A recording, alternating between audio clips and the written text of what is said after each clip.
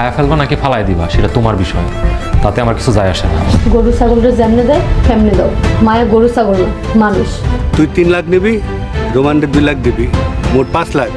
আর বাকি 5 লাখ কিন্তু জামাইল্লা আর ওই মরিয়ম মিলর যেমনি সেবা যত্ন করতেছে, আর দেখছোস কি নাটকটা করলো। ভাই তুমি আমার কেন মারতাছো?